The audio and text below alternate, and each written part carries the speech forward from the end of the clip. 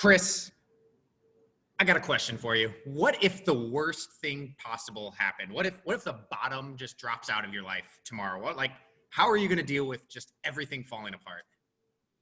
Well, my experience in life, Clark, has been that when I fall, when I'm struggling, there are people around me who are steady.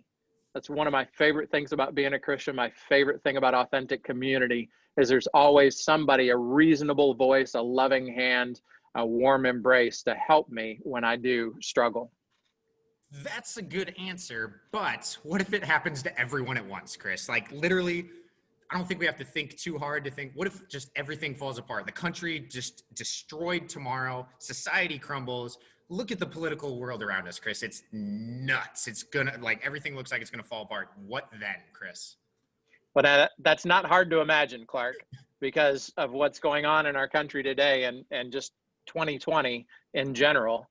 It feels like things are beginning to fall apart. And what's interesting is that is exactly what happened to God's people. Things fell apart. The bottom dropped out.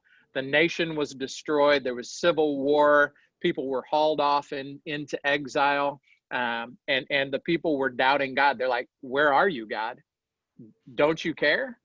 Or aren't you able to do anything? Don't you have the power to really make a difference in our lives? What is going on?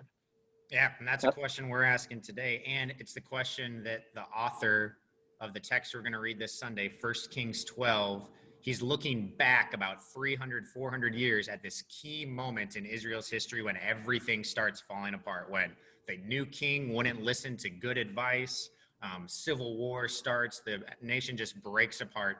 And in the midst of all that craziness, we're reminded that God's not surprised by any of this.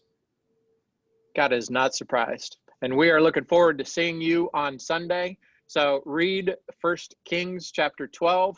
We'll talk about what happens when our leaders make stupid decision. It leads to chaos all around us. How do we respond? Who is God in the midst of that? See you Sunday. See you on Sunday.